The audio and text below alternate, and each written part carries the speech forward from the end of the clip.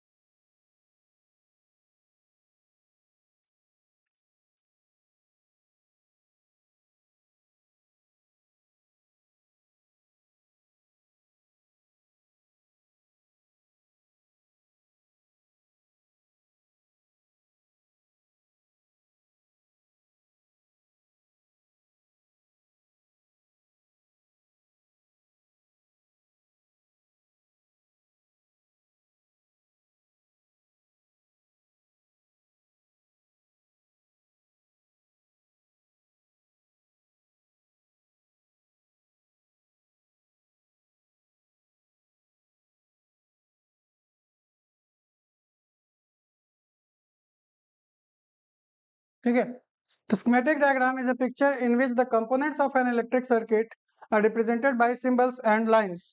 अब जैसे देखो कि यहाँ पे आपको एक पिक्चर बनाया गया है, ठीक है। इस पिक्चर को ही हम लोग स्कीमेटिक डायग्राम कहते हैं। इसमें क्या होता है कि जितने भी एलिमेंट्स है, ठीक है, किसी भी इलेक्ट्रिकल सर्किट के, उनको हम लोग सिंबल से रिप्रेजेंट करते हैं। अब जैसे मान लो कि यहाँ पे ये जो आपका डिवाइस, इसको एमीटर कहा जाता है, ठीक है। एमीटर क्या करता है? एमीटर को हम लोग हमेशा सर्किट में सीरीज में कनेक्ट करते हैं, और इसका काम क्या होता है? करंट को मेजर करना।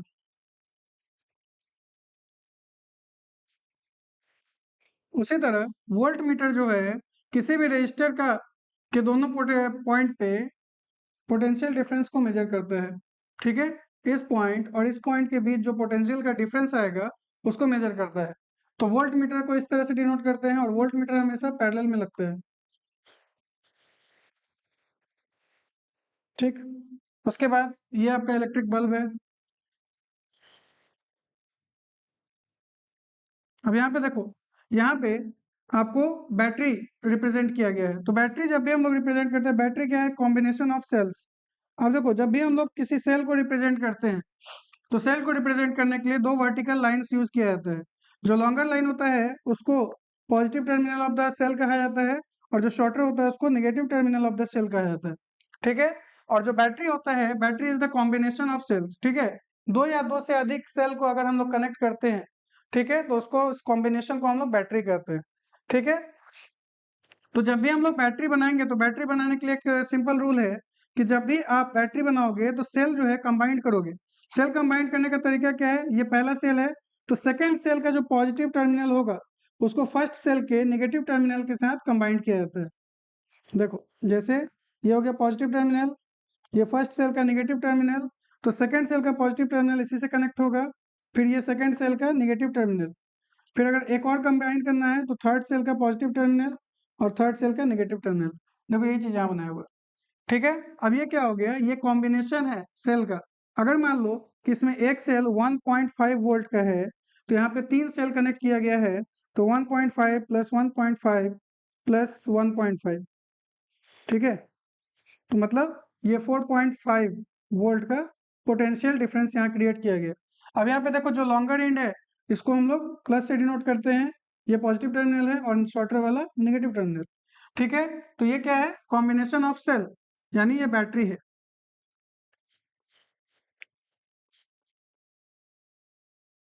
ठीक है। उसके बाद ये हो गया आपका, और यहाँ पे देखो जो स्ट्रेट लाइंस दिखाया जा रहा है इसको हम लोग कनेक्टिंग वायर्स कहते हैं।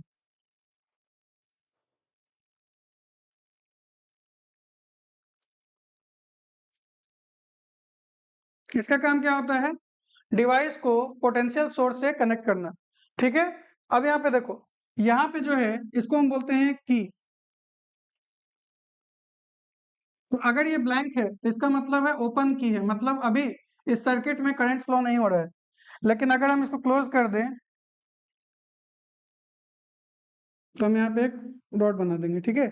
अब इसका मतलब क्या है कि ये क्लोज्ड है। अब क्लोज होने का मतलब क्या है कि इसमें करंट अब फ्लो करेगा। ये अब क्लोज्ड हो गया, तो यानी कि ये अब सर्किट क्लोज हो चुका है, ठीक है। यानी कि अब इसमें करंट का फ्लो शुरू हो जाएगा, और करंट हमेशा पॉजिटिव से निगेटिव टर्मिनल की तरफ मूव करता है। तो अब अगर ये इसमें मूव कर रहा है तो यहाँ पे ये बल्ब अब ग्लो करना शुरू कर देगा, क्योंकि करंट इससे भी होके गुजरेगा, ठीक है। तो इस तरह से हम लोग सर्किट डायग्राम को रिप्रेजेंट करते हैं। कुछ और भी कंपोनेंट्स होते हैं जिनको हम लोग आगे स्टडी करेंगे। जैसे देखो यहाँ पे एक चीज यहाँ लगा हुआ है, ये रेजिस्टेंस है, ठीक है। अब रेजिस्टेंस भी दो तरह के होते हैं। अगर रेजिस्टेंस आपका फिक्स्ड है तो इसको हम लोग इस तरह से डिनोट करते हैं, ठीक है। और अगर आपका रेजिस्टेंस वेरिएबल है तो इसमें एक एरो दिया जाता है, ठीक है। तो रेजिस्टेंस दो तरह के होते हैं, इसको हम बोलेंगे फिक्स्ड रेजिस्टेंस,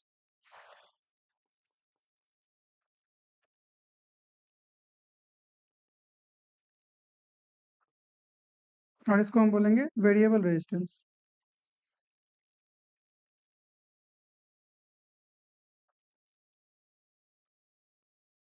और इसको रियोस्टेट कहा जाता है, ठीक है। फिक्स्ड रेजिस्टेंस को रियोस्टेट कहा जाता है। तो यहाँ पे ये देखो, अब क्या है कि अगर मान लो कि इसमें जितना भी हम लोग सर्किट के बारे में पढ़ रहे हैं, इसमें एमीटर को हम लोग स्टडी कर चुके हैं, वोल्ट मीटर को कर चुके हैं, इलेक्ट्रिक बल्ब आगे पढ़ेंगे, ठीक है। बैटरी के बारे में अभी थोड़ा सा समझेंगे, और रेजिस्टेंस ओम्स लॉ में बेटर अंडरस्टैंडिंग के लिए हम लोग समझेंगे ओम्स लॉ को, ठीक है। तो यहाँ पे कुछ कंपोनेंट्स जो है आपके इलेक्ट्रिकल सर्किट के इस प्रकार है, ठीक है। तो इसमें अच्छा, उसके बाद क्या है कि जब हम लोग यहाँ पे देखो, अगर मान लो इस पॉइंट पे यहाँ पे टर्मिनल हो, तो जहाँ पे हम लोग वायर्स को जोड़ते हैं, तो वायर को जोड़ने के लिए अगर मान लो देखो, वायर को हमेशा स्ट्रेट लाइन से रिप्रेजेंट किया जाता है, ठीक है। अब ऐसा क्यों? और रेजिस्टेंस में हम लोग हिल्स बनाते हैं, ठीक है, क्रॉसिंग। ऐसा क्यों होता है? क्योंकि देखो, जो जितने भी कनेक्टिंग वायर्स होते हैं, मेनली सर्किट में जो भी हम लोग वायर यूज करते हैं, वो या तो कॉपर का होता है या फिर एल्युमिनियम का होता है, ठीक है। और एल्युमिनियम और कॉपर का जो रेजिस्टेंस होता है बहुत लो होता है, ठीक है। और इसीलिए यहाँ पे जो इलेक्ट्रॉन्स होते हैं वो आसानी से फ्लो कर पाते हैं। और जब भी हम लोग सर्किट में किसी भी तरह का रजिस्टर को दिखाते हैं, तो इसका मतलब ये होता है कि यहाँ पर इलेक्ट्रॉन्स को फ्लो करने में प्रॉब्लम्स आएंगी, मतलब ऑब्स्ट्रक्शन आएगा, ठीक है। और इसीलिए जब भी हम लोग रेजिस्टेंस शो करते हैं तो उसको इस तरह से हील्स बनाकर दिखाते हैं, ठीक है। और जब भी वायर को शो करते हैं तो स्ट्रेट लाइन से। अब यहाँ पे देखो, अगर मान लो टर्मिनल है, टर्मिनल मतलब क्या? ज्वाइंट, जंक्शन, जहाँ पे मल्टीपल वायर कनेक्ट होते हैं, तो इसको हम लोग बोलते हैं कि जहाँ पे मल्टीपल वायर का कनेक्शन है, यहाँ पे इसको जंक्शन कहा जाएगा,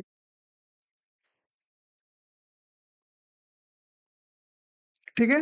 और यहाँ पे मल्टीपल वायर्स को हम लोग कनेक्ट कर रहे हैं, ठीक है। तो जब भी ज्वाइंट होता है, यहाँ पे इसको ज्वाइंट समझो कि ज्वाइंट पे आपका एक से अधिक वायर कनेक्ट होता है। ये खासकर पैरेलल जब कनेक्शन करते हैं उस समय हम लोग इसको ज्यादा पढ़ते हैं, ठीक है।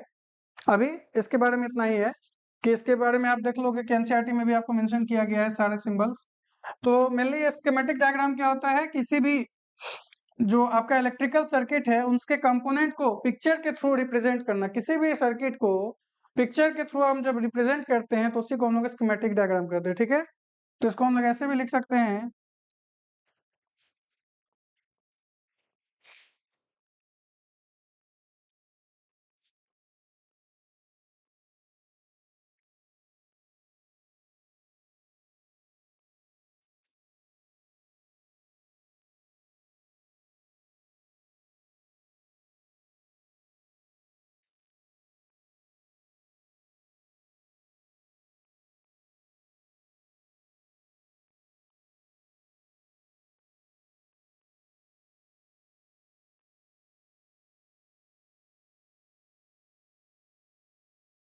ठीक है। कि स्कीमेटिक डायग्राम क्या है? विजुअल रिप्रेजेंटेशन है किसी भी सर्किट का, ठीक है। तो जब भी किसी भी सर्किट को साइंस और सिंबल्स के रूप में रिप्रेजेंट करते हैं तो हम उसको स्कीमेटिक डायग्राम कहते हैं, ठीक है। तो इलेक्ट्रिसिटी में इस डायग्राम का बहुत ज़्यादा इंपॉर्टेंस है।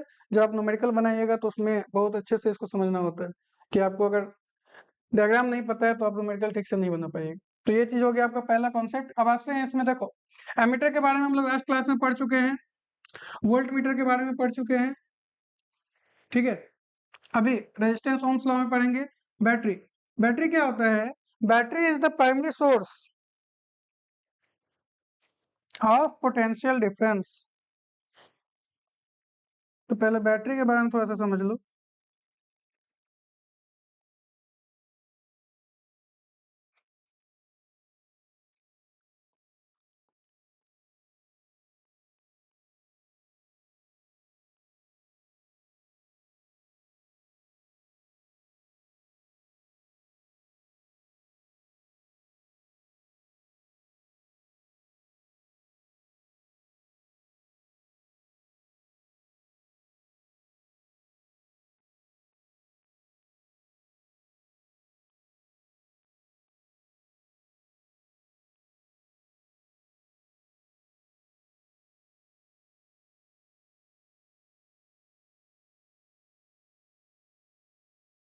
ठीक है, तो किसी भी सर्किट में जब हम लोग डीसी करंट की बात कर रहे हैं, ठीक है, तो इसमें जो प्राइमरी सोर्स होता है वो बैटरी होता है।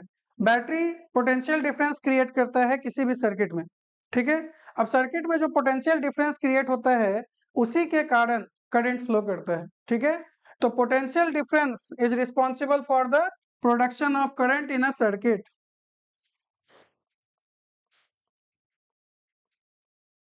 इसको लास्ट क्लास में भी हम लोग पढ़े थे।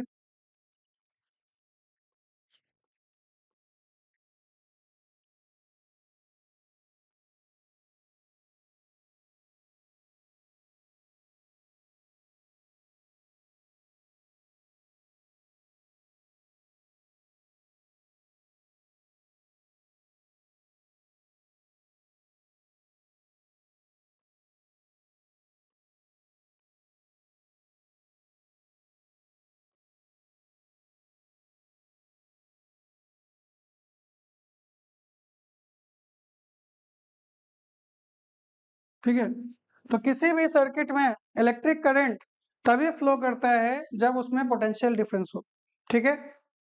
और ये पोटेंशियल डिफरेंस कौन क्रिएट करता है? बैटरी। तो बैटरी क्या है? प्राइमरी सोर्स है किसी भी सर्किट में करंट के लिए, ठीक है। ये अगर नहीं होगा तो पोटेंशियल डिफरेंस नहीं क्रिएट होगा, पोटेंशियल डिफरेंस क्रिएट नहीं होगा तो करंट फ्लो नहीं करेगा, ठीक है। अब देखो आखिर बैटरी ऐसा कैसे कर पाता है? तो बैटरी के अंदर स्टोर्ड होता है केमिकल एनर्जी, ठीक है। और ये केमिकल एनर्जी के कारण ही ये पोटेंशियल डिफरेंस क्रिएट कर पाता है। तो बैटरी में ऐसा मैकेनिज्म क्या होता है? तो समझो पहले कि बैटरी किसी भी बैटरी में दो टर्मिनल होता है,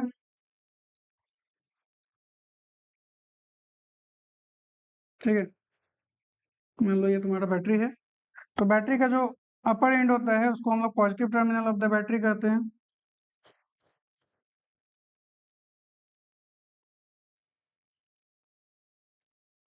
और इसको negative terminal of the battery कहते हैं।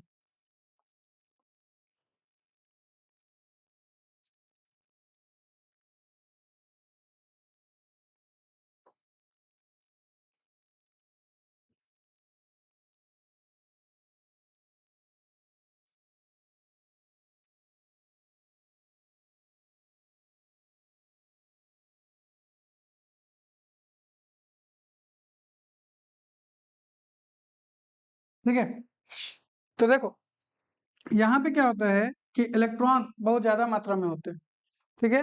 बैटरी का मैकेनिज्म कुछ ऐसा होता है कि इसमें जो चार्ज होते हैं सेपरेटेड होते हैं। पॉजिटिव जो पोटेंशियल पॉजिटिव टर्मिनल होता है, यहाँ पे इलेक्ट्रॉन कम संख्या में होता है और यहाँ पे इलेक्ट्रॉन ज्यादा संख्या में होता है, ठीक है। और इलेक्ट्रॉन इलेक्ट्रॉन की ये टेंडेंसी होती है कि वो वहां पर रहना चाहता है जहाँ पे इलेक्ट्रॉन कम हो, क्योंकि जब इलेक्ट्रॉन कम होगा तो इलेक्ट्रॉनिक रिपल्शन कम मिलेगा, ठीक है। तो इलेक्ट्रॉन चाहता है कि यहाँ पहुंच जाए, लेकिन बैटरी के अंदर का मैकेनिज्म कुछ ऐसा होता है कि ये इलेक्ट्रॉन यहाँ से यहाँ जा नहीं सकता, ठीक है। तो अंदर से उसको पास करने के लिए कोई रास्ता नहीं मिलता कि ये ऐसे जाएगा, ये पॉसिबल नहीं है, ठीक है। तो इसको किसी एक्सटर्नल पाथ से होके जाना पड़ेगा, ठीक है। तो जब भी हम लोग सर्किट में कनेक्ट करते हैं इसको, तो ये एक्सटर्नल पाथ हम इसको प्रोवाइड करते हैं जिसके थ्रू होते हुए ये पॉजिटिव टर्मिनल तक पहुंच पाएगा, ठीक है। अब यहाँ पे देखो कि इलेक्ट्रॉनिक रिपल्शन, अब यहाँ पे देखो कि जो इलेक्ट्रोकेमिकल रिएक्शन हम बोलते हैं कि यहाँ पे बैटरी में जो स्टोर्ड एक केमिकल एनर्जी होता है उसका कन्वर्जन होता है इलेक्ट्रिकल फॉर्म में, ठीक है। तो आखिर ये कैसे हो पाता है? तो इसमें एनोड और कैथोड, ठीक है, निगेटिवली चार्ज जो टर्मिनल है इसको हम लोग एनोड कहते हैं, और यहाँ पे होता है आपका कैथोड, ठीक। और यहाँ पे इन दोनों ही सरफेस पे, मतलब दोनों ही प्लेट पे या इलेक्ट्रोड पे कहो, कि आपका एक रिएक्शन होता है जिसके कारण इलेक्ट्रॉन यहाँ पे इस रिएक्शन में इलेक्ट्रॉन प्रोड्यूस होते हैं, यहाँ पे ऑक्सीडेशन होता है, ठीक है। एनोड पे आपका ऑक्सीडेशन होता है, और ऑक्सीडेशन के कारण यहाँ पे 2 इलेक्ट्रॉन रिलीज होता है, और वही 2 इलेक्ट्रॉन ट्रैवल करते हुए यहाँ तक पहुँचते हैं, ठीक है। तो इधर से इलेक्ट्रॉन इन करते हैं, इधर से आउट होता है, ठीक है। बात समझ में आया? इसके लिए समझो, केमिकल रिएक्शन भी समझा ही देता तुमको। रिएक्शन क्या था, देखो, एनोड पे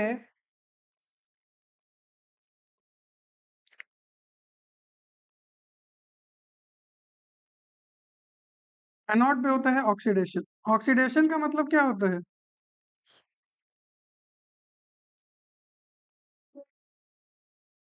ऑक्सीडेशन का मतलब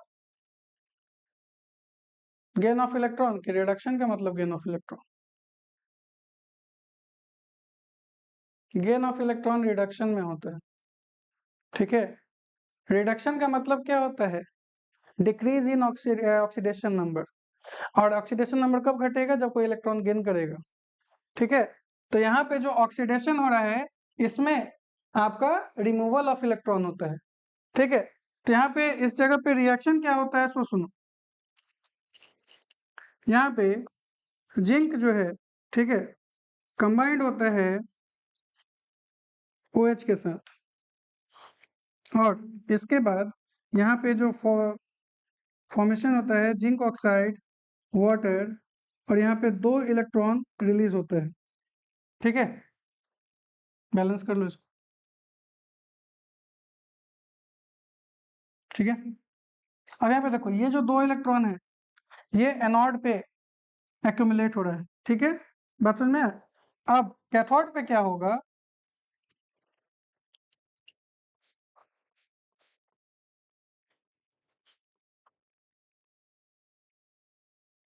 तो कैथोड पे होता है रिडक्शन। किसका हो रहा है रिडक्शन? तो मैग्नीज ऑक्साइड का,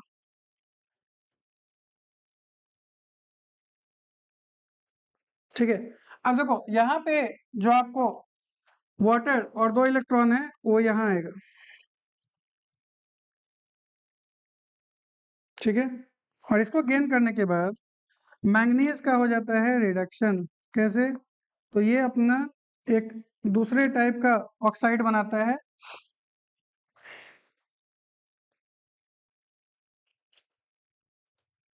देखो, समझो इस बात को।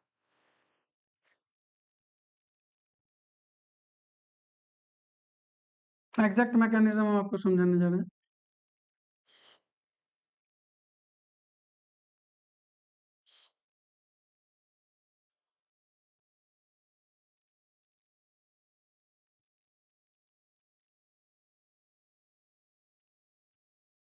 देखो,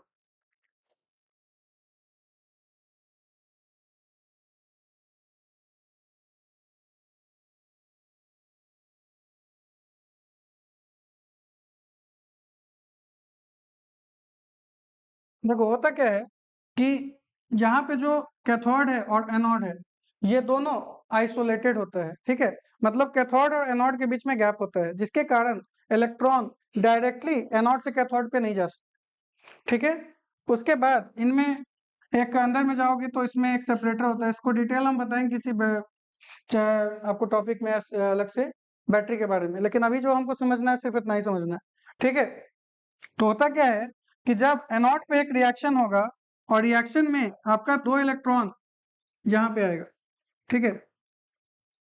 उसी तरह फिर अगर ये रिएक्शन, ये एक जिंक अगर कंबाइंड हो रहा है तो 2 इलेक्ट्रॉन दे रहा है, तो इसमें बहुत सारे जिंक होंगे जो कि कंबाइंड होंगे, और जिसके कारण क्या होगा कि इस पे इलेक्ट्रॉन एक्यूमुलेट होगा, ठीक है। अब इसके कारण क्या होगा कि इस जगह पे इलेक्ट्रॉन ज्यादा हो जाएगा, जिसके कारण इलेक्ट्रॉन को रिपल्शन फील होगा, ठीक है। अब इलेक्ट्रॉन यहाँ से निकलना चाहता है, तो यहाँ से निकल के जाएगा कहाँ? पॉजिटिव टर्मिनल पे, क्योंकि इस जगह पे इस रीजन में इलेक्ट्रॉन्स कम है, ठीक है। तो इलेक्ट्रॉन हमेशा उस रीजन में रहना पसंद करते हैं जहां पे इलेक्ट्रॉन की संख्या कम हो, ठीक है। और इलेक्ट्रॉन अब यहाँ से मूव करके यहाँ जाएगा, अंदर से तो जा नहीं सकता। तो यहाँ जब पहुंचेगा तो इसलिए हम इसको क्या करते हैं, जैसे ही हम सर्किट में कनेक्ट करते हैं, ये फ्लो करना शुरू कर देता है, ठीक है। यहाँ से मूव करते हुए यहाँ तक आएगा। अब यहाँ आने के बाद क्या हो रहा है, आखिर करंट कंटिन्यूअसली कैसे फ्लो कर रहा है, तो जब ये कैथोड पे आता है, ठीक है, तो कैथोड पे आने के बाद यहाँ पे जो अंदर में इसके मैंगनीज ऑक्साइड है, वो वाटर और इस इलेक्ट्रॉन के साथ कंबाइंड होके मैंगनीज का एक और ऑक्साइड फॉर्म करता है, जिसमें कि इसका ऑक्सीडेशन नंबर +3 होता है, ठीक है। और इसके बाद फिर 2 OH आयन्स रिलीज होते हैं। ये OH आयन जो होते हैं सेपरेटर को पार करके अंदर जाते हैं, फिर वहां पे कैथोड पे इस रिएक्शन को कराया जाता है, ठीक है। फिर इलेक्ट्रॉन्स रिलीज होंगे, फिर यहाँ से मूव करेगा, ठीक है। और इस तरह से कंटिन्यूअसली इसमें इलेक्ट्रॉन्स का फ्लो बना रहता है। लेकिन क्या ये अनंत समय तक होगा, तो इसका आंसर है नहीं। अब ये चीज बताओ कि अगर यहाँ पे है तो हम इसको डायरेक्टली वायर से भी तो कनेक्ट कर सकते हैं, तो क्या ये कनेक्ट करना सही है, तो नहीं।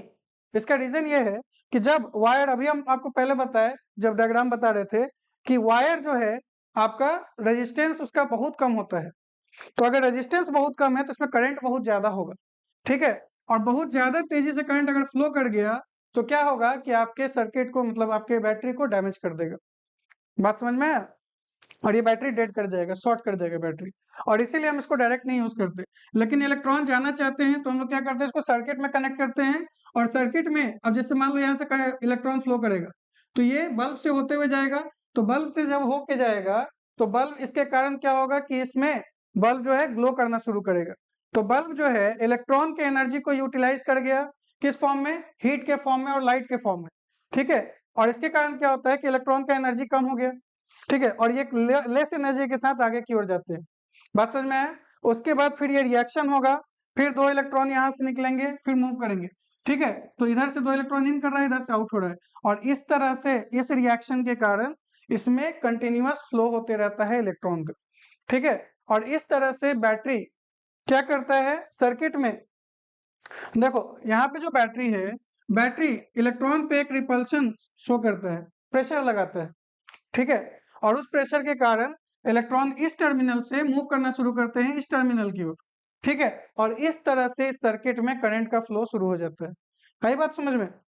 तो इसके पीछे का रीजन क्या है, इलेक्ट्रोकेमिकल रिएक्शन, ठीक है।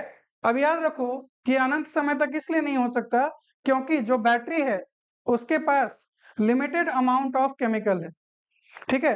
तो जो एनर्जी वो स्टोर किया है वो लिमिटेड है, और वो डिपेंड करता है कि आप उस पर कितना लोड डाल रहे हो।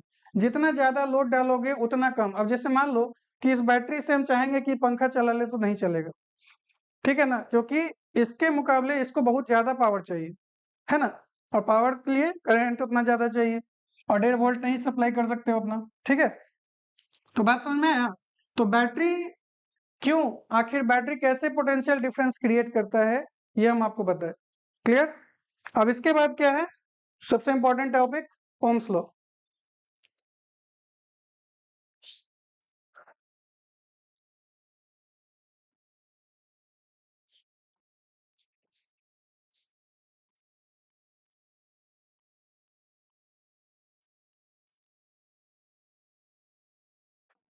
तो देखो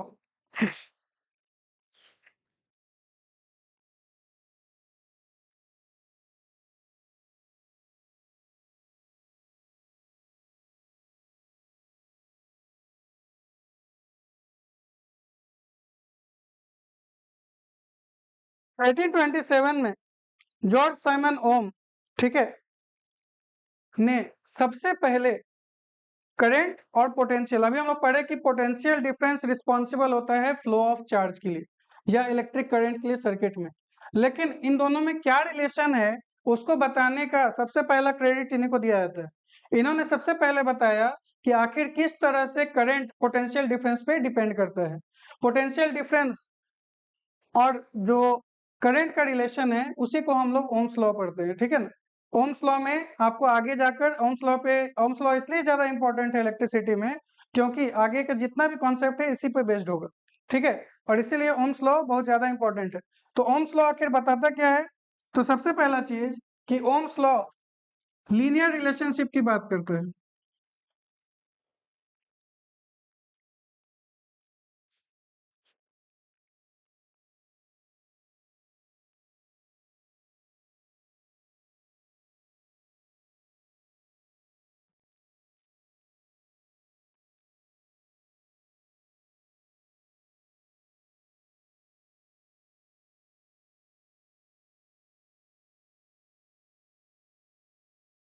इसके कहने का मतलब क्या है कि लीनियरली आपका करंट और वोल्टेज दोनों एक दूसरे पे लीनियरली डिपेंड करता है। तो इसके लिए स्टेटमेंट सबसे पहले इसके बारे में समझने के लिए सबसे पहले ओम्स लॉ के स्टेटमेंट को समझेंगे, उसके बाद इसके बारे में बात करेंगे।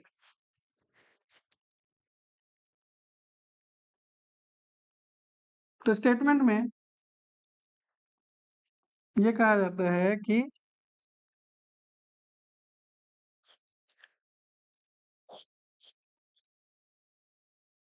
करंट करंट को हम लोग आई से डिनोट करते हैं।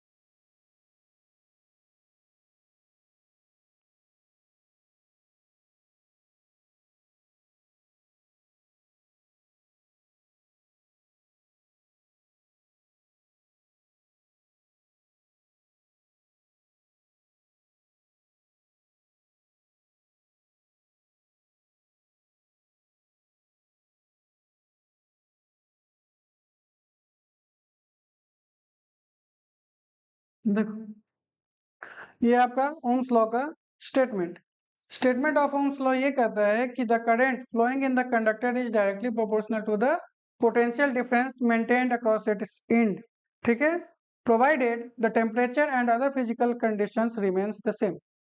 मतलब किसी भी सर्किट में या कंडक्टर में अगर करंट फ्लो कर रहा है, ठीक है, तो वो इस बात पे डिपेंड करेगा कि पोटेंशियल डिफरेंस कितना अप्लाई किया गया है, ठीक है। और ये डायरेक्ट रिलेशन है, मतलब अगर आप पोटेंशियल डिफरेंस को इंक्रीज करते हो तो आपका करंट भी इंक्रीज होगा सेम रेट से, ठीक है।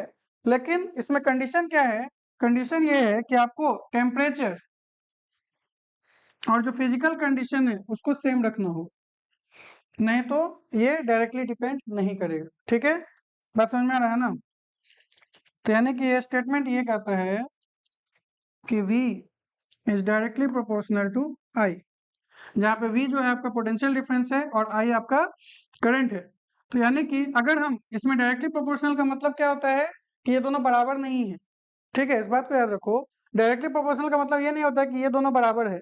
ये प्रोपोर्शनैलिटी ये बताता है कि V और I एक दूसरे से कैसे रिलेटेड है, मतलब अगर हम इसमें जो चेंज क्रिएट करेंगे पोटेंशियल में, उसके हिसाब से I में क्या चेंज आएगा। तो अगर डायरेक्टली प्रोपोर्शनल है, इसका मतलब अगर आप V को चेंज कर रहे हो जिस रेट से, उसी रेट से I में भी चेंज आएगा, ठीक है। अगर आप V को यानी पोटेंशियल डिफरेंस को 2 टाइम्स करते हो तो करंट भी 2 टाइम्स हो जाएगा, ठीक। अगर आप पोटेंशियल डिफरेंस हाफ करते हो तो ये भी हाफ हो जाएगा, ठीक है। ये डिक्रीज करेंगे तो ये भी डिक्रीज होगा सेम रेट से, ठीक है। तो यानी कि ये जो प्रोपोर्शनैलिटी है वो ये बताता है कि I और V में जो चेंज का रेट होगा वो सेम रहेगा, ठीक है, सेम रेट से दोनों चेंज होगा। बात समझ में आया? तो अगर ये चेंज सेम है लेकिन ये इक्वल नहीं है, तो इसको हम लोग कैसे लिख सकते हैं कि जैसे समझो, इस साइन को हटाने के लिए हमें कांस्टेंट डालते हैं।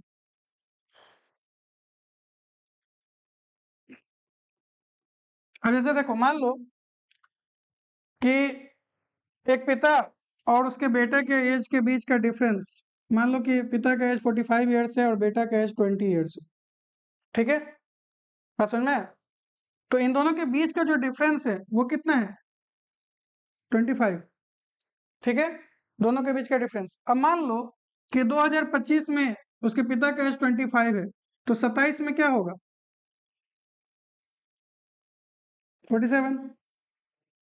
ठीक है ना? तो क्या बेटा का एज बढ़ेगा कि घटेगा?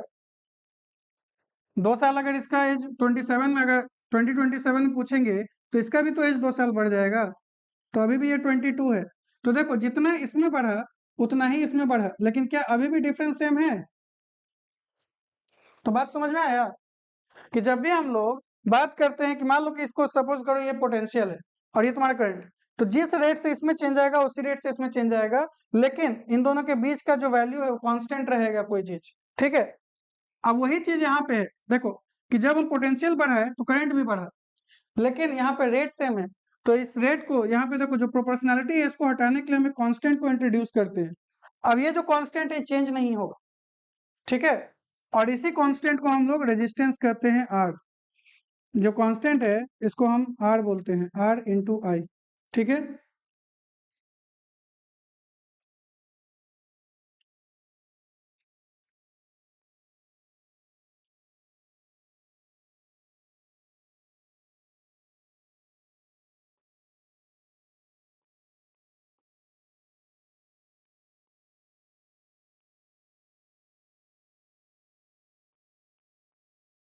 अब देखो ये कांस्टेंट है, तो यानी कि जब भी हम लोग किसी कंडक्टर के लिए बात करेंगे,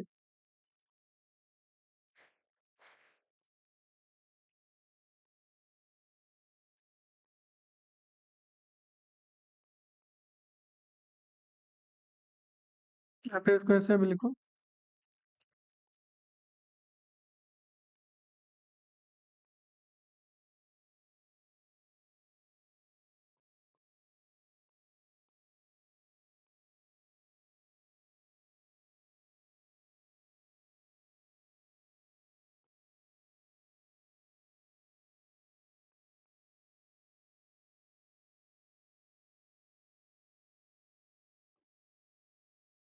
देखो, तो इसको हम लोग कांस्टेंट ऑफ प्रोपोर्शनैलिटी कहते हैं। जब करंट वोल्टेज पे डायरेक्टली डिपेंड करता है तो मतलब रेट ऑफ चेंज सेम रहेगा।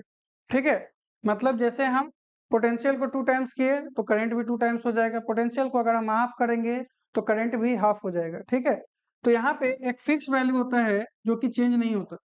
जब हम इसको, अब देखो, प्रोपोर्शनैलिटी को हटाने के लिए कांस्टेंट इंट्रोड्यूस किया जाता है। तो यहाँ पे v जो है वो कांस्टेंट टाइम्स i है, मतलब v का वैल्यू कांस्टेंट टाइम्स i के बराबर होगा। तो और इस कांस्टेंट को हम लोग रेजिस्टेंस कहते हैं। ठीक है, बात समझ में आया? अब इसके बारे में थोड़ा सा समझना है कि आखिर ये कैसे काम करता है। जैसे मान लो कि हम किसी सर्किट में 1.5 वोल्ट का पोटेंशियल डिफरेंस डालें। ठीक है, और मान लो कि सर्किट में जो रजिस्टर लगा है उसका वैल्यू 0.5 ओम है। ठीक, तो अगर हम इस पे वैल्यू निकालें, देखो ये ओम्स लॉ का जो इक्वेशन है, इसी को हम लोग इक्वेशन ऑफ ओम्स लॉ कहते हैं।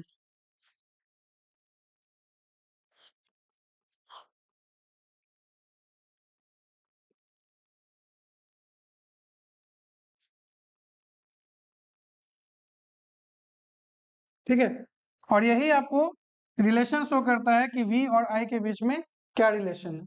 ठीक है, तो पोटेंशियल डिफरेंस कितना होगा सर्किट में, ये उसमें लगा रेजिस्टेंस और करंट कितना फ्लो कर रहा है, इनके प्रोडक्ट के बराबर होगा। ठीक है, तो इस बात को याद रखना कि ये जो है इसी को हम लोग इक्वेशन ऑफ ओम्स लॉ कहते हैं। इसी को V is equal to I R भी लिखा जाता है। ठीक है, तो देखो अगर हमको V और R पता है तो हम यहाँ से करंट पता कर सकते हैं। तो जैसे देखो कि हमारे पास इक्वेशन क्या है, V is equal to I R. तो अगर हमको I का वैल्यू निकालना है तो I is equal to V upon R करेंगे। तो V का वैल्यू कितना है? 1.5 वोल्ट, और रेजिस्टेंस का वैल्यू 0.5 ओम। ठीक है, इसको सिंप्लीफाई करेंगे तो यहाँ से हमको करंट का वैल्यू मिलेगा 3 एम्पियर। ठीक है, अब क्या कर रहे हैं हम सर्किट में पोटेंशियल को चेंज कर रहे हैं। अब पोटेंशियल को हम 2 टाइम्स कर दे रहे हैं, यानी कि 3 वोल्ट कर रहे हैं। ठीक है, रेजिस्टेंस सेम रखेंगे। तो अब क्या होगा, अब हम लोग इसको फिर से I2 निकालेंगे कि करंट का सेकंड वैल्यू क्या हो जाएगा। तो V2/R, तो V कितना है 3/0.5 इज इक्वल टू, इसको सॉल्व कर लेंगे तो कितना आ जाएगा 6 एम्पियर। ठीक है, तो सेकंड करंट जो आपको आया आपका 6 एम्पियर है। ठीक है, अब हम क्या कर रहे हैं, थर्ड कंडीशन ले रहे हैं जिसमें हम इसको 3 टाइम्स कर रहे हैं, यानी 4.5 वोल्ट ले रहे हैं, और रेजिस्टेंस अभी भी वही रहेगा कांस्टेंट। तो इस कंडीशन में करंट की वैल्यू क्या हो जाएगी,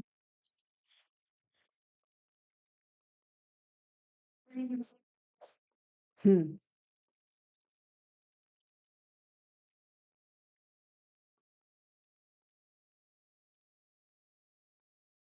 तो देखो यहाँ पे क्या किया हम, सेकंड केस में हम करंट वोल्टेज को 2 टाइम्स कर दिए। यहाँ देखो, इसको हम लोग क्या कर रहे हैं कि V2 जो है वो 2 टाइम्स V1 है। ठीक है, तो यहाँ पे देखो करंट का जो वैल्यू आया है इसको हम लिख सकते हैं 2 × 3 एम्पियर, तो यानी कि 2 टाइम्स I1। ठीक, थर्ड केस में हम लोग क्या किए, V को 3 टाइम्स कर दिए हैं, V3 is equal to 3 times 1.5 होगा, मतलब फर्स्ट 1.5 वोल्ट को, 4.5 वोल्ट को 1.5 इंटू 3 लिख सकते हैं, तो यानी ये 3 टाइम्स V1 के बराबर है। तो यहाँ देखो करंट जो आया है मेरा वो 3 टाइम्स 3 एम्पियर के बराबर है, तो यानी कि ये 3 टाइम्स द इनिशियल करंट होगा I1। ठीक है, तो देखो यहाँ जैसे जैसे हम लोग वोल्टेज को चेंज किए वैसे वैसे करंट चेंज हुआ। वोल्टेज यहाँ 2 टाइम्स है तो करंट भी 2 टाइम्स हुआ, वोल्टेज यहाँ 3 टाइम्स है तो करंट भी यहाँ 3 टाइम्स है। ठीक है, और यहाँ पे तीनों ही कंडीशन में रेजिस्टेंस को हम चेंज नहीं किए हैं।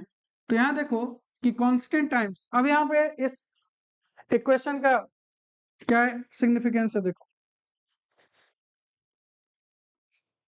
कि आपका जो पोटेंशियल का वैल्यू था कितना था 1.5 वोल्ट, तो यहाँ पे अगर रेजिस्टेंस 0.5 का था और करंट 3 एम्पियर का, तो इसका भी वैल्यू 1.5 वोल्ट ही आएगा। तो यहाँ पे देखो कि कांस्टेंट जो आपका वैल्यू है और करंट का वैल्यू, इन दोनों का प्रोडक्ट ही वोल्टेज का वैल्यू होता है। ठीक है, अकॉर्डिंग टू ओम्स लॉ।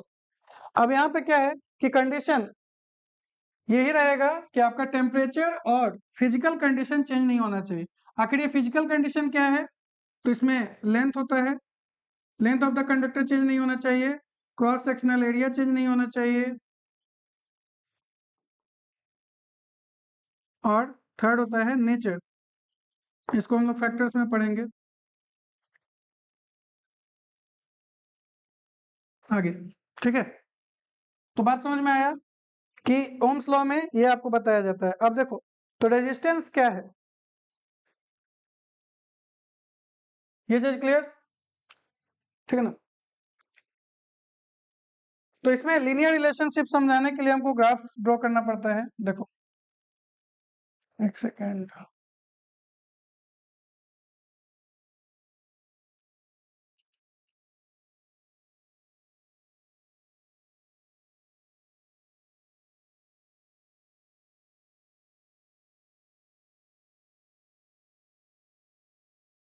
ठीक है।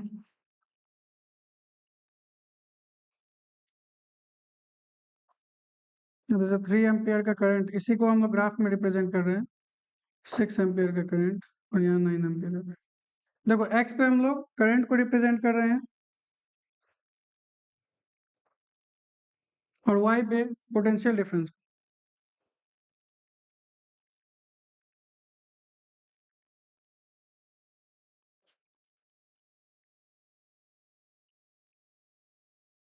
तो पहले मेरा पोटेंशियल डिफरेंस था 1.5 वोल्ट, दूसरे बार हुआ 3 वोल्ट, तीसरे बार हुआ 4.5 वोल्ट। ठीक है, तो देखो तो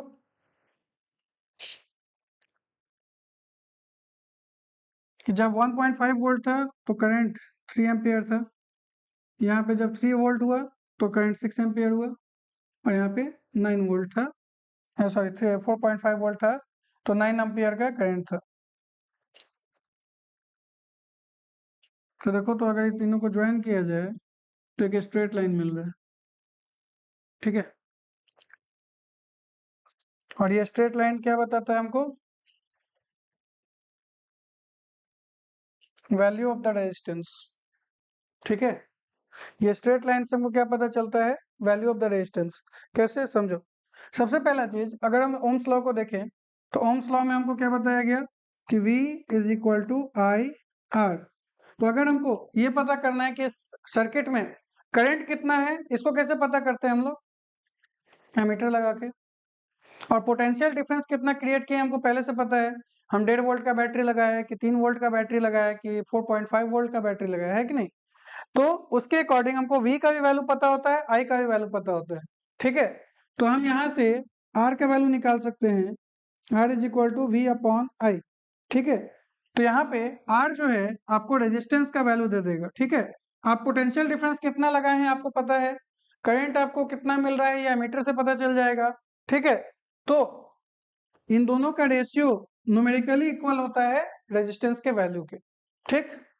अब देखो, हम क्यों बोले कि वी आई ग्राफ जो है उसका जो स्लोप स्लोप का वैल्यू हमेशा टेंजेंट से निकाला जाता है, ठीक है। किसी भी स्लोप का अगर आपको वैल्यू निकालना है कि स्लोप का जो वैल्यू है ये कैसे पता चलता है, तो टेंजेंट से। टेंजेंट ही स्लोप का वैल्यू देता है।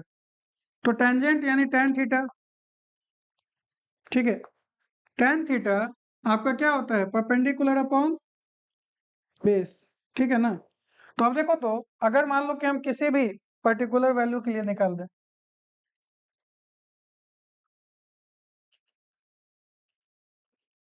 तो अगर मान लो यहाँ पे हम ले रहे हैं इसका वैल्यू, ठीक है।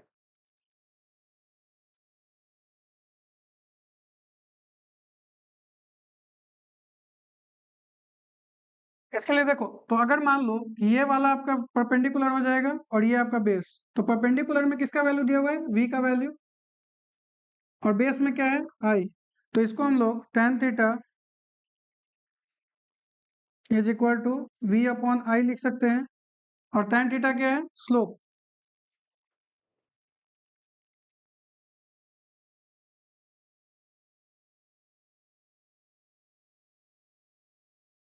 ठीक है। तो slope of V I graph में V अपॉन आई आया है, और V अपॉन आई किसके बराबर होता है? R के बराबर, ठीक है। तो slope of V I graph क्या देगा आपको?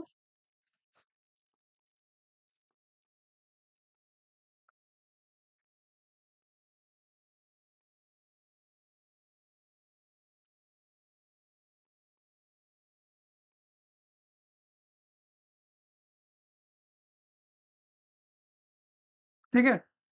तो किसी भी कंडक्टर का रेजिस्टेंस अगर आपको निकालना है और आपको ग्राफ दिया है, ग्राफ कौन सा होगा? वी आई ग्राफ, ठीक है। एक आई वी ग्राफ भी होता है, ठीक है। तो वी आई ग्राफ का जो स्लोप होगा ये यही आपको देता है रेजिस्टेंस का वैल्यू, ठीक है। बात समझ में आया? और रेजिस्टेंस क्या होता है? अगर रेजिस्टेंस का वैल्यू आपको ग्राफ नहीं दिया है तो कैसे निकालोगे? पोटेंशियल डिफरेंस को करंट से डिवाइड करके, ठीक है। तो न्यूमेरिकली रेजिस्टेंस क्या होता है?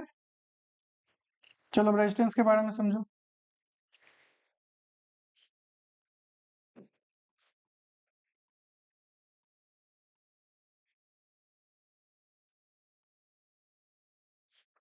रेजिस्टेंस को कैपिटल लेटर आर से डिनोट किया जाता है।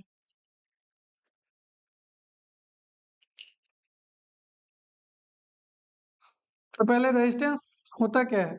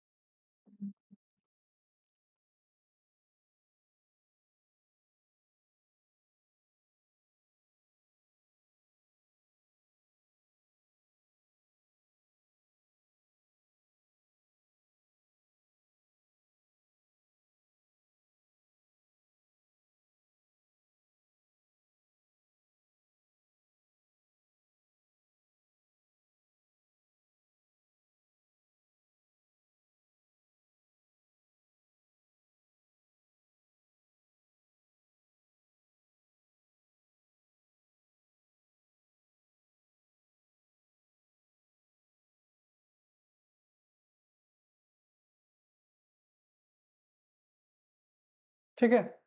तो देखो, रेजिस्टेंस क्या होता है? रेजिस्टेंस किसी भी कंडक्टर का वो प्रॉपर्टी होता है जिसके थ्रू वो इलेक्ट्रिकल चार्ज या करंट को फ्लो करने में रेजिस्ट करता है, ठीक है, यानी कि उसके लिए ऑब्स्ट्रक्शन क्रिएट करता है, ठीक है। और ये ऑब्स्ट्रक्शन कुछ हद तक बेनिफिशियल भी है और कुछ हद तक हार्मफुल भी है, ठीक है। अगर रेजिस्टेंस नहीं होगा तो करंट का मैग्नीट्यूड बहुत ज्यादा होगा जिसके कारण शॉर्ट सर्किट हो जाएगा, ठीक है। तो रेजिस्टेंस होना जरूरी है, तो बात समझो।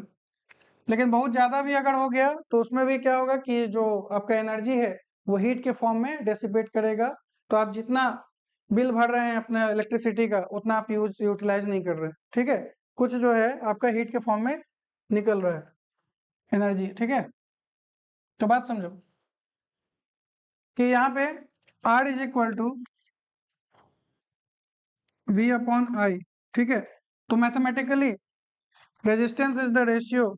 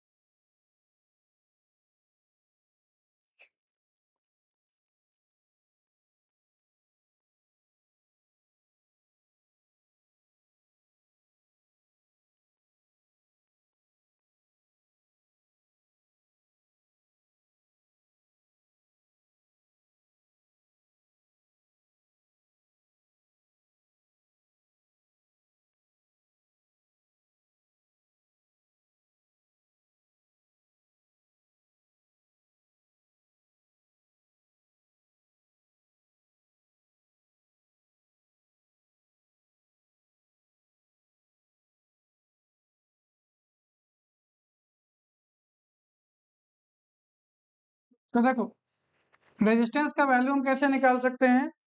तो हम पोटेंशियल डिफरेंस को करंट से अगर डिवाइड कर दें तो हमको रेजिस्टेंस का वैल्यू मिल जाएगा, ठीक है।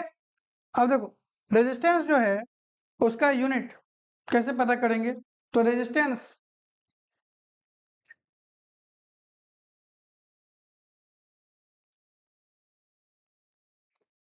किसका रेशियो है? Potential difference. पोटेंशियल डिफरेंस को हम किस चीज में मेजर करते हैं? वोल्ट में। और करंट क्या है? करंट को हम लोग एम्पियर में मेजर करते हैं।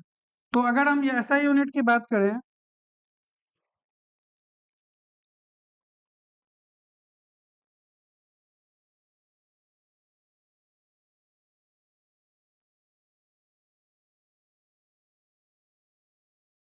वोल्ट पर एम्पियर, ठीक है।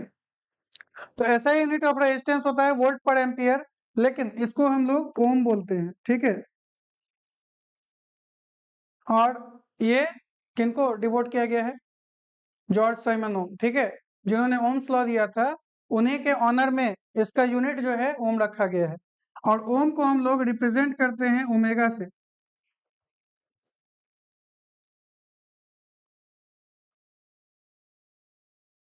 ठीक है। ये ओमेगा का साइन है, ये ग्रीक लेटर है, ठीक है। तो देखो, रेजिस्टेंस को वोल्ट पर एम्पियर में नापते हैं, ठीक है। रेजिस्टेंस का वैल्यू कैसे निकालते हैं? तो वोल्टेज को करंट से डिवाइड करके। और किसी भी कंडक्टर के लिए रेजिस्टेंस का वैल्यू फिक्स होता है अगर उसका टेम्परेचर चेंज नहीं हो रहा है तो, ठीक है। और फिजिकल कंडीशन के बारे में तो हम लोग बाद में बात करेंगे, ठीक है। कंडक्टर का रेजिस्टेंस अगर डिपेंड करता है टेम्परेचर पे, फैक्टर्स में पढ़ेंगे इसको। अब देखो, रेजिस्टेंस का मैग्नीट्यूड कैसे निकालते हैं ये बता दिए। अब यूनिट भी हो गया। अब अगर मान लो कि तुमको कहा गया कि बताओ कि 1 ओम रेजिस्टेंस कितना होता है, ठीक है। ओम क्या है? यूनिट है इसका। तो 1 ओम रेजिस्टेंस कितना होता है ये पता करना है।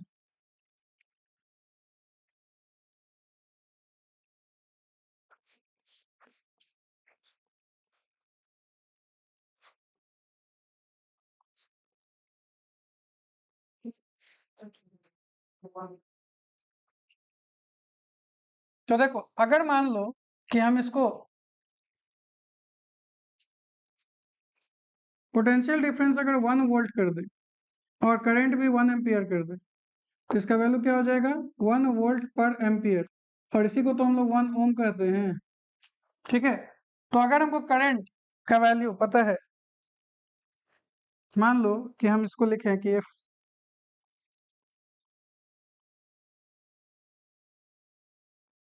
करंट ऑफ 1 एम्पियर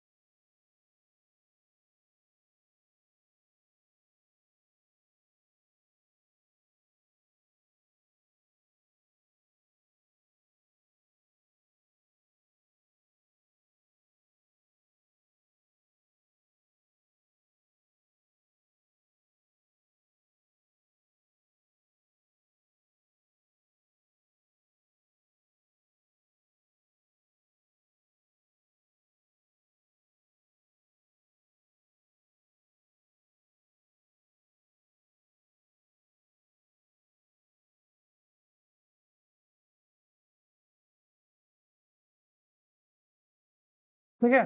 तो देखो, अगर किसी सर्किट में 1 एम्पियर का करंट फ्लो हो रहा हो और किसके कारण, जब हम लोग पोटेंशियल डिफरेंस भी 1 वोल्ट रखे हो, तो अगर सर्किट में 1 वोल्ट के पोटेंशियल डिफरेंस के कारण अगर 1 एम्पियर का करंट फ्लो कर रहा हो, तो हम लोग क्या बोलेंगे कि इसका रेजिस्टेंस, इस कंडक्टर का रेजिस्टेंस 1 ओम है। ठीक है, क्या ये चीज क्लियर है आपको? बात समझ में आया? तो अभी देखो, अभी हम लोग क्या पढ़े कि रेजिस्टेंस क्या होता है। इससे पहले हम लोग ओम्स लॉ को पढ़े। तो देखो, ओम्स लॉ में रेजिस्टेंस बहुत ही इंपॉर्टेंट चीज है। रेजिस्टेंस किसी भी कंडक्टर, कोई भी कंडक्टर, ठीक है, रेजिस्टेंस शो करता है।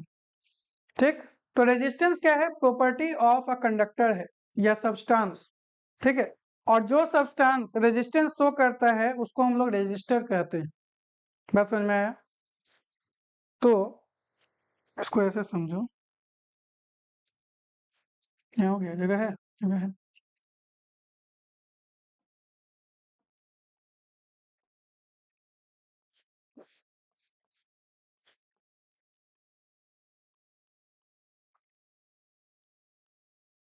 तो रेजिस्टर क्या है?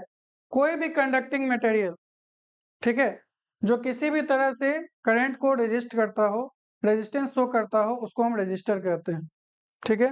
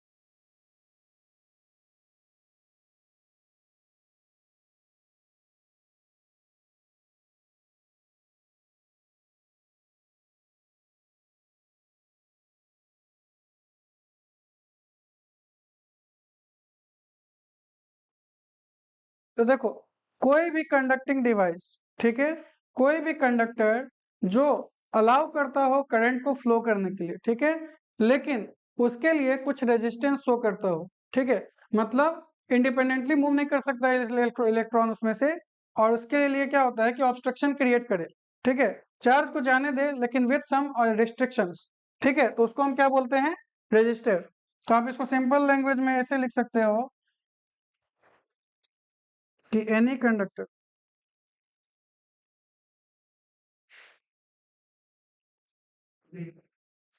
ठीक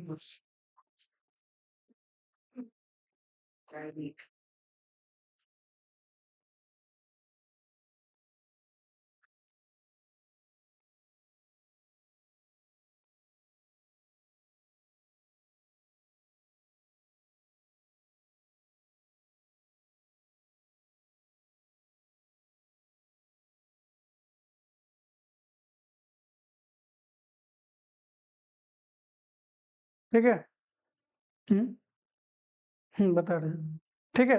तो रजिस्टर क्या होता है? कोई भी कंडक्टिंग मटेरियल, ठीक है, एनी कंडक्टर और conducting material that resist the flow of current is called a resistor. ठीक है। तो रेजिस्टेंस किसका होता है? किसी भी कंडक्टिंग मटेरियल का। तो यानी कि जो फैन यूज कर रहे हैं, जो बल्ब यूज कर रहे हैं, जो हीटर यूज कर रहे हैं, एसी यूज कर रहे हैं, सबके पास रेजिस्टेंस है। ठीक है। तो सर्किट में इन सब को हम रजिस्टर के रूप में देखते हैं। ठीक है। मतलब इसको हम रजिस्टर कह सकते हैं। ठीक है। जो भी आपको कंडक्टिंग डिवाइस किसी भी तरह का रेजिस्टेंस शो करता हो, उसको रजिस्टर कहा जाता है। ठीक है। यहाँ तक क्लियर? चलो, ये हो गया। अब देखो, अब रेजिस्टेंस, करंट और वोल्टेज के लिए हम लोग पहले ये चीज पढ़ लिए। क्लियर? अब देखो यहाँ,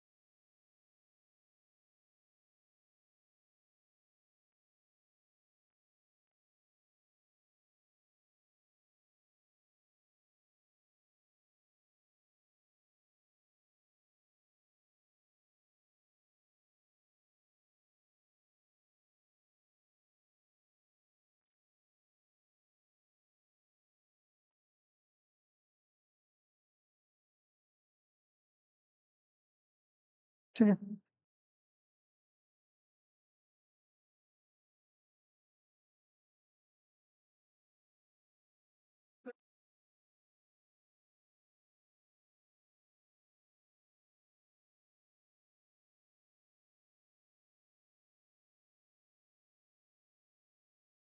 चलो यहाँ पे क्या है कि तीन रजिस्टर लगा है, R1, R2, R3, R1, R2 और R3।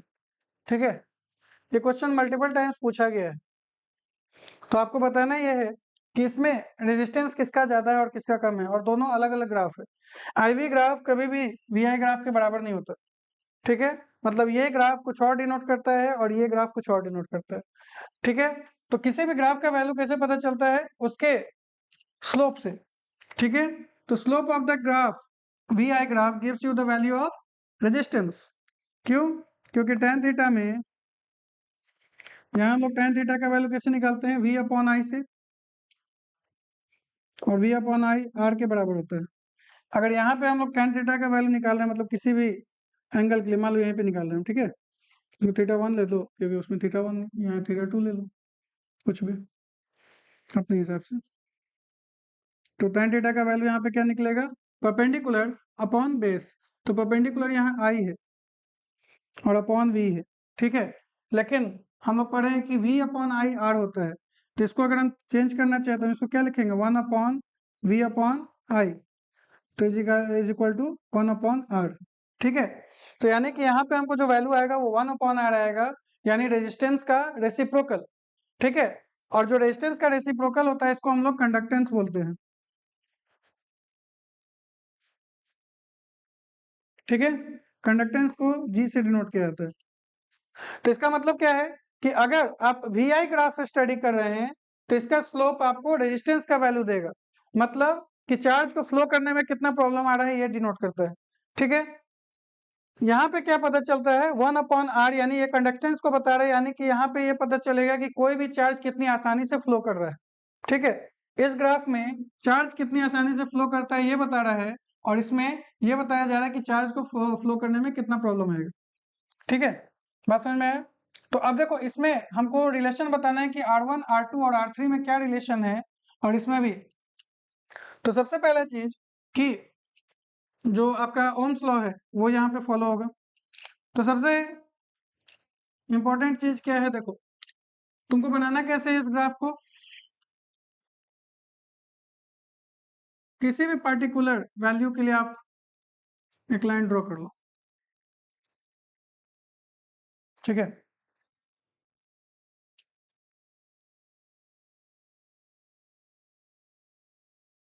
अब देखो यहाँ पे हम v का वैल्यू ले रहे हैं। ठीक है, अब इन तीनों रेजिस्टेंस के लिए v कांस्टेंट हो गया। ठीक है, अब इसके रिस्पेक्टिव जितना भी आपका i है, सब के लिए i का वैल्यू डिफरेंट है।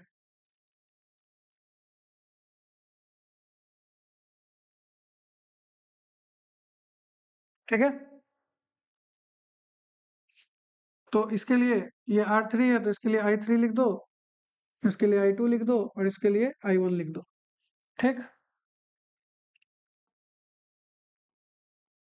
ओम्स लॉ के according v is equal to I R. ठीक है, अब यहाँ पे देखो कि तीनों के लिए v का वैल्यू तो कांस्टेंट है, और अगर ये तीनों के लिए कांस्टेंट है तो यानी कि v is equal to i1 r1 is equal to i2 r2 is equal to i3 r3। ठीक है, ये तीनों के लिए बराबर रहेगा, क्योंकि आप जैसे ही मल्टीप्लाई करोगे आपको v का वैल्यू तो यही रहना है। अब देखो इसमें हम लोग क्या कर सकते हैं कि v अपॉन सॉरी, इसको ऐसे समझो पहले कि v is equal to i1 r1 को सॉल्व कर रहे हैं। ठीक है, हमको r1 का वैल्यू निकालना है, तो हम क्या करेंगे, v अपॉन i1 कर देंगे इज इक्वल टू r1 आएगा।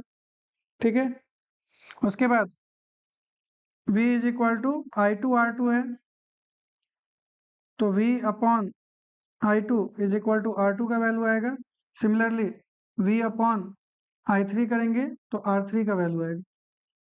ठीक है, ये चीज क्लियर है? तो यहाँ देखो कि अब इसमें देखो कि i1 सबसे बड़ा कौन है, i1, उससे छोटा कौन है, i2, उससे छोटा कौन है, i3। ठीक है, तो एक बात आपको पता है ना कि अगर 4 is greater than 5 then 1/4 is less than 1/5। ठीक है, कोई भी नंबर अगर किसी पर्टिकुलर नंबर से, सॉरी उल्टा लिख दिया हम तो, 4 is less than 5 then 1/4 is greater than 1/5। Sorry, ठीक है, कि अगर कोई भी नंबर किसी पर्टिकुलर नंबर से बड़ा है तो उसका रेसिप्रोकल हमेशा छोटा होगा। ठीक है, तो अगर i1 i2 और i3, i1 सबसे बड़ा, i2 उससे छोटा और i3 सबसे छोटा, तो अगर हम इसका रेसिप्रोकल कर दें 1/i1 कर दें तो ये इससे छोटा हो जाएगा और ये सबसे छोटा हो जाएगा। क्लियर है? कोई दिक्कत? ठीक ना? अब देखो, तो अब इसमें हम कॉमन वैल्यू मल्टीप्लाई कर दें v, क्योंकि v तो कांस्टेंट है, सबके लिए वही वैल्यू रहेगा।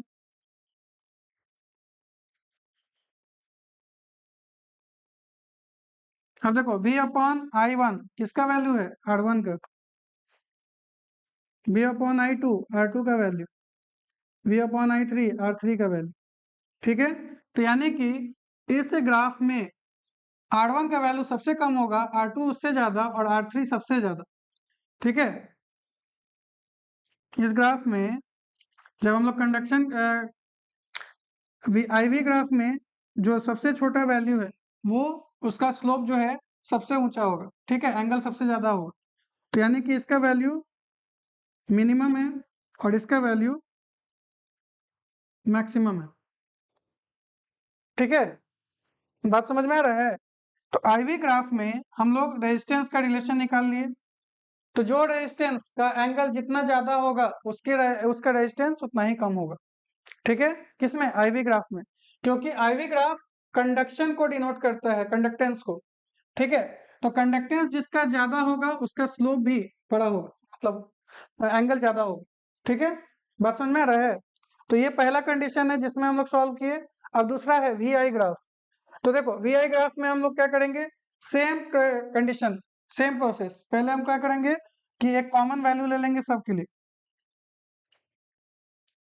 सपोज करो हम कोई भी रैंडम वैल्यू ले सकते हैं, स्ट्रेट होना चाहिए।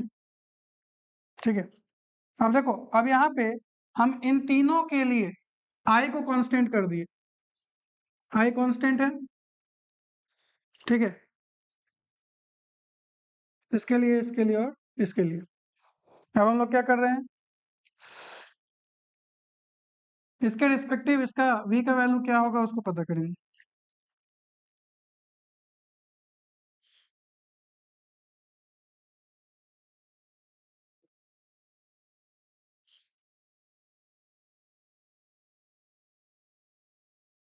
तो देखो इसके लिए R3 के लिए ये हो गया v3, ये v2 और ये v1। ठीक है, तो समझो इस फिगर में हम ओम्स लॉ को लगाएंगे, तो v is equal to I are.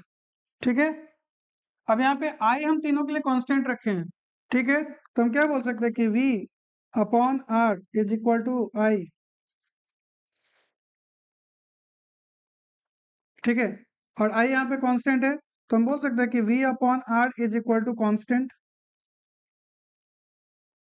कहने का मतलब क्या है कि अगर आप इसका v, ठीक है, इसका v और रेजिस्टेंस दोनों को आप डिवाइड करोगे तो i का वैल्यू कांस्टेंट हो जाएगा। ठीक है, तो यानी कि हम इसको बोल सकते हैं कि v1 upon r1 is equal to v2 upon r2 is equal to v3 upon r3 is equal to i। ठीक है, इसके अकॉर्डिंग कोई दिक्कत नहीं ना? तो आप देखो कि हमको रिलेशन r का निकालना है, तो हम यहाँ पे ये बोल सकते हैं कि v1 upon r1 is equal to आई।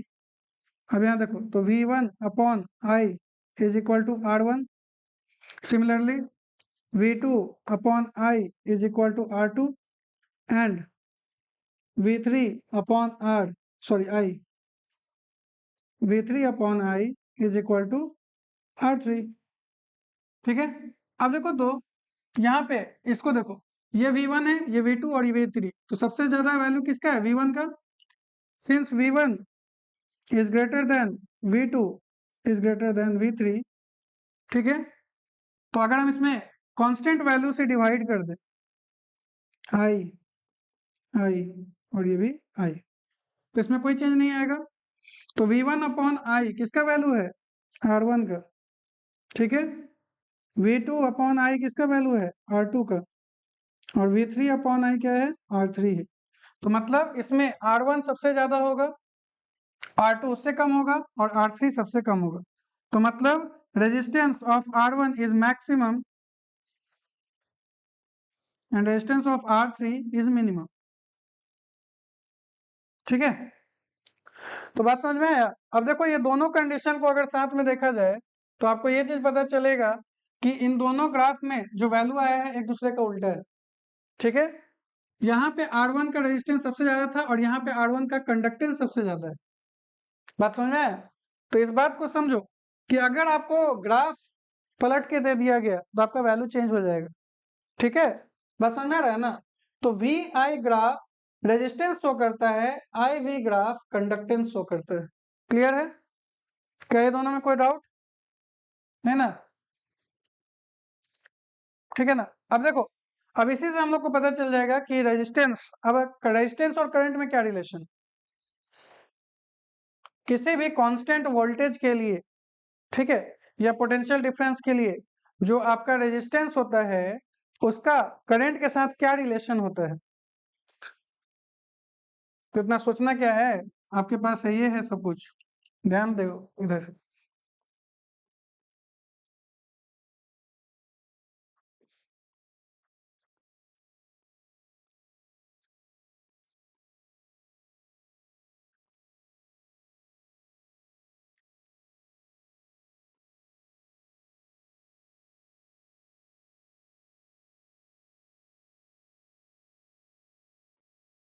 देखो, तो ये ओम्स लॉ से ही क्लियर हो जाएगा। सबसे पहला चीज देखो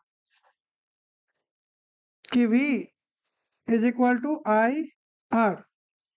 अब अगर मान लो कि हम पोटेंशियल डिफरेंस कांस्टेंट रखें, फॉर कांस्टेंट पोटेंशियल डिफरेंस, मतलब आप जो पोटेंशियल सोर्स लिए, मान लो हम 4.5 वोल्ट रखे हैं, तो 4.5 वोल्ट के सर्किट में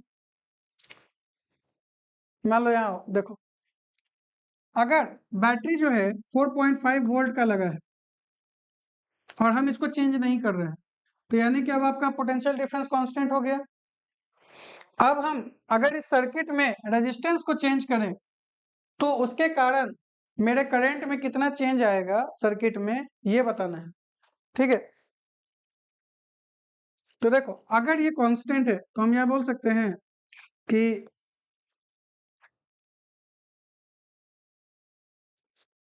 I into R is equal to constant, तो I is equal to constant upon R. और अगर कोई कांस्टेंट है तो उसको हटाने के लिए हम लोग प्रोपोर्शनैलिटी का वैल्यू डाल देते हैं। ठीक है, तो I और R के बीच में क्या रिलेशन है? Inverse relation. मतलब अगर किसी सर्किट में रेजिस्टेंस इंक्रीज होगा तो करंट का वैल्यू डिक्रीज होगा, और अगर रेजिस्टेंस डिक्रीज होगा तो करंट का वैल्यू इंक्रीज होगा। ठीक है, और ये चीज आपको आगे काम देगा कब? जब आप सीरीज कॉम्बिनेशन और पैरेलल कॉम्बिनेशन पढ़िएगा, कि कभी कभी हम लोग को, जैसे जितना भी आपके घर में इलेक्ट्रिकल अप्लायंस है, सबको वर्क करने के लिए अलग अलग करंट का रिक्वायरमेंट होता है। रीजन क्या है? क्योंकि सबका पावर अलग अलग है। जैसे बल्ब 9 वाट है उसका पावर, ठीक है, वहीं पे आपके घर में जो एसी यूज हो रहा है उसका पावर 5000 वाट होता है। ठीक है, आपके घर में जो इलेक्ट्रिक हीटर यूज हो रहा है 1000 वाट से 2000 वाट तक आता है। इलेक्ट्रिक गीजर जो यूज हो रहा है वो भी 2000 वाट के आसपास का होता है। तो जो पावर होता है, वाट जो है वो पावर का यूनिट है। तो किसी भी इलेक्ट्रिकल अप्लायंस को काम करने के लिए कितना पावर चाहिए, ठीक है, ये उसके ऊपर मेंशन किया हुआ रहता है। जैसे 9 वाट बल्ब पे लिखा है, मतलब बल्ब को काम करने के लिए 9 वाट चाहिए। और पावर जो है करंट पे डायरेक्टली डिपेंड करता है, तो जिसका पावर रिक्वायरमेंट ज्यादा है उसको करंट भी ज्यादा चाहिए। तो अब सीधी सी बात है कि जो आपके घर में पावर सप्लाई हो रहा है 220 वोल्ट हो रहा है, जैसा कि हम लोग पढ़ते हैं। ठीक है, वो अलग बात है कि मीन वैल्यू है, बाद में बताएंगे इसके बारे में, जब एसी करंट के बारे में थोड़ा सा हम बताएंगे आप।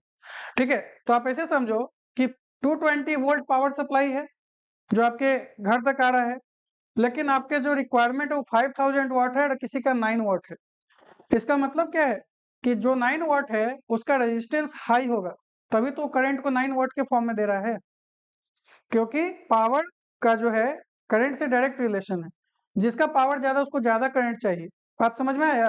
तो जो आपका एसी है उसका पावर जो है वो करंट उसको ज्यादा चाहिए, तो यानी उसका रेजिस्टेंस लो होना चाहिए। आई बात समझ में? तो रेजिस्टेंस और करंट का रिलेशन आपको इसीलिए समझना जरूरी है, क्योंकि आपको पैरेलल कनेक्शन, जब सीरीज कनेक्शन कॉम्बिनेशन समझिएगा तो उसमें ये बहुत ज्यादा इंपॉर्टेंट हो जाएगा। ठीक है, तो अभी इसको समझो कि I जो है वो रेजिस्टेंस पे इनवर्सली डिपेंड करता है, या रेजिस्टेंस करंट पे इनवर्सली डिपेंड करता है। कि अगर रेजिस्टेंस बढ़ाओगे तो करंट घटेगा, रेजिस्टेंस घटाओगे तो करंट बढ़ेगा सर्किट में। क्लियर है? आई बात समझ में? ठीक है,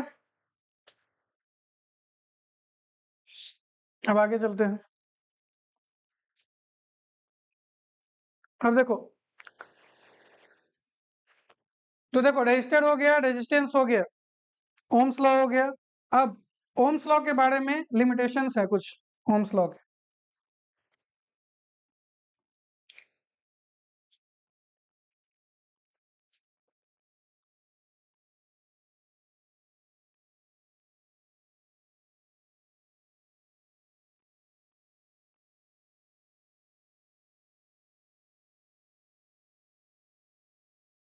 हाँ देखो, ओम्स लॉ का लिमिटेशंस क्या है? तो पहला चीज, ओम्स लॉ क्या कहता है कि current is directly proportional to the potential difference. ठीक है, provided the temperature and the other physical conditions remains constant या सेम। ठीक है, तो करंट जो है पोटेंशियल डिफरेंस पे डायरेक्टली डिपेंड करता है, लेकिन क्या ये सब के लिए एप्लीकेबल है? ठीक है, जैसे जो इलेक्ट्रिकल कंपोनेंट्स होते हैं, जैसे मान लो कि आपका जो मटेरियल होता है, मटेरियल जो यूज करते हैं हम लोग डे टू डे लाइफ में, उसमें आपका कंडक्टर आता है, जैसे मेटल्स हो गए, एलॉयज हो गए, ठीक है, सेमीकंडक्टर्स हो गए, फिर इंसुलेटर। इंसुलेटर जो है कंडक्टिविटी शो नहीं करता। तो क्या इन सब का वैल्यू ओम्स लॉ को फॉलो करता है, या सारे चीज जो आपको मटेरियल बताए गए हैं, मेटल, एलॉय, सेमीकंडक्टर्स और इंसुलेटर्स, क्या सभी आपका ओम्स लॉ फॉलो करते हैं? तो इसका आंसर है नहीं। ठीक है, तो ओम्स लॉ का पहला लिमिटेशन क्या है कि सब जो आपके कंडक्टिविटी को नहीं फॉलो करते, ओम्स लॉ को फॉलो नहीं करते। देखो, तो ओनली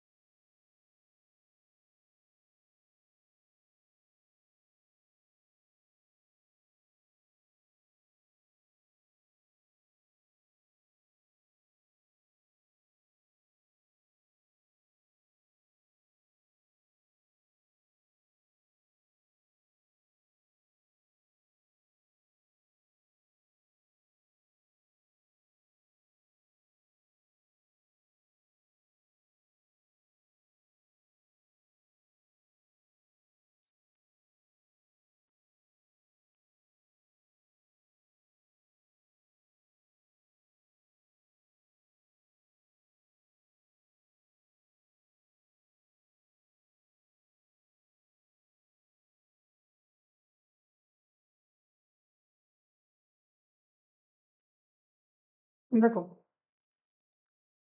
जितने भी सब्सटेंस हैं, सारे सब्सटेंस ओम्स लॉ को फॉलो नहीं करते। तो ओम्स लॉ का पहला लिमिटेशन यही है कि इंसुलेटर, सेमीकंडक्टर्स, कंडक्टर में आपका मेटल और एलॉयज, ठीक है, ओम्स लॉ को फॉलो नहीं करता। इसका मतलब क्या है कि देखो, जो आपका प्योर मेटल है, सिर्फ वही प्योर मेटल और एलॉयज ओम्स लॉ को फॉलो करते हैं। कब? जब रिलेशन आपका कांस्टेंट रहेगा टेम्परेचर तब। देखो, ओम्स लॉ में लीनियर रिलेशन हम आपको शुरू में बताए थे, ओम्स लॉ लीनियर रिलेशन की बात करता है। तो करंट और आपका पोटेंशियल डिफरेंस के बीच जो रिलेशन होगा वो लीनियर होगा, मतलब उसको स्ट्रेट लाइन से शो करते हैं। ठीक, तो अगर प्योर मेटल है तो उसका रेजिस्टेंस लो होता है, ठीक है ना। और यहाँ पे अगर मान लो कि अलॉयज है तो उसका रेजिस्टेंस हाई होगा। तो अगर मान लो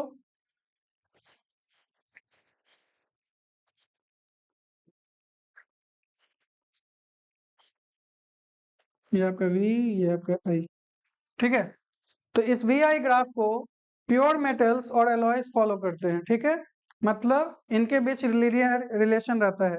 लेकिन अगर हम सेमीकंडक्टर्स की बात करें, तो सेमीकंडक्टर और इंसुलेटर, इनका जो मैकेनिज्म होता है कुछ ऐसा होता है कि जब आप इसका हीट जब आप इंक्रीज करोगे, यानी टेम्परेचर बढ़ाओगे, तो इनकी कंडक्टिविटी बढ़ने लगती है। ठीक है, मतलब इसमें उल्टा होता है। और ऐसा नहीं है कि लीनियर रिलेशन होगा इस तरह से, मतलब कंडक्टिविटी इस तरह से बढ़ेगा, ठीक है, मतलब कर्व होगा, स्ट्रेट नहीं रहेगा। और ओम्स लॉ में लीनियर रिलेशनशिप है, ठीक है, और ये रिलेशनशिप मेटल्स और एलॉयज क्या हमेशा फॉलो करेंगे? तो इसके लिए भी एक कंडीशन है, नहीं। ठीक है, यस, टेम्परेचर कांस्टेंट होना चाहिए। जितने भी आपके प्योर मेटल और एलॉयज, ठीक है, सिर्फ यही ओमिक कंडक्टर होते हैं। लेकिन क्या हर कंडीशन में ओम्स लॉ को फॉलो करते हैं? तो इसका आंसर है नहीं। ठीक है, ओम्स लॉ को जब भी ये फॉलो करेंगे तो उसका कंडीशन क्या होगा कि टेम्परेचर और फिजिकल कंडीशन कांस्टेंट होना चाहिए।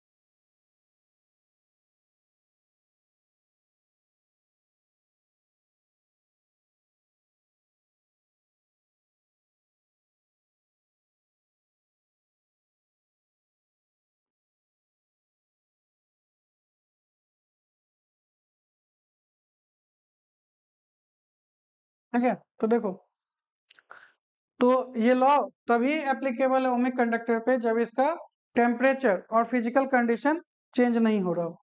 ठीक है, बात समझ में आया? तो ओम्स लॉ के दो लिमिटेशंस हैं। पहला कि जितने भी डिवाइस है, सारे डिवाइस, ठीक है, या जितने भी मटेरियल हैं, सब ओम्स लॉ को फॉलो नहीं करते। ओम्स लॉ को फॉलो कौन कौन करता है? तो प्योर मेटल्स और एलॉयज, ठीक है, सेमीकंडक्टर्स नहीं करते, या फिर इंसुलेटर नहीं करते। ठीक है, तो ये ओम्स लॉ जो है वो लीनियर रिलेशनशिप की बात करता है, मतलब इस तरह से स्ट्रेट लाइन दिखाया जाएगा। तो ये सिर्फ प्योर मेटल और एलॉयज में होता है। सेकंड कंडीशन, ओ सॉरी, उससे पहले कि जितने भी सब्सटेंस है जो ओम्स लॉ को फॉलो करते हैं उनको ओमिक कंडक्टर कहा जाता है। ठीक है, और जो फॉलो नहीं करते उनको नॉन ओमिक कंडक्टर कहा जाता है। ठीक, तो ओम्स लॉ जो फॉलो करेगा ओमिक कंडक्टर, तो क्या ओम्स लॉ फॉलो करने वाले सभी कंडीशन में फॉलो कर सकते हैं? तो नहीं। ठीक है, ओम्स लॉ तभी एप्लीकेबल होगा ओमिक कंडक्टर पे जब उनका टेम्परेचर और अदर फिजिकल कंडीशंस सेम रहेगा, चेंज नहीं होगा। ठीक है, तो आखिर ये फिजिकल कंडीशंस क्या क्या है, तो उसको आगे पढ़ेंगे।